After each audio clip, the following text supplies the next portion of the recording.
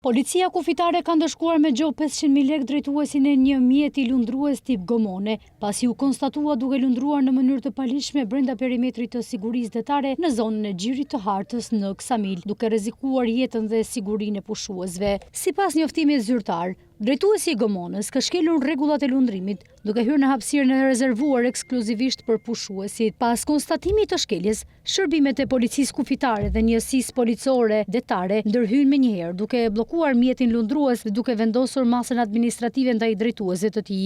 Autoritetet theksojnë se kontrollet përgjatë vijës breg detare do të vijojnë me intensitet gjatë sezonit turistik, me qëllim garantimin e sigurisë së pushuesve dhe respektimin e perimetrit të sigurisë detare. Policia kufitare u bën thirrje të gjithë drejtuesve të mjeteve lundruese të respektojnë me rigorizitet rregullat e lundrimit dhe zonën e përcaktuar për qarkullimin e mjeteve në det. Sipas saj, çdo shkelje që rrezikon jetën e pushuesve do të konstatohet dhe do të ndëshkohet sipas legjislacionit në fuqi, duke përfshirë gjobat e larta dhe bllokimin e mjeteve lundruese.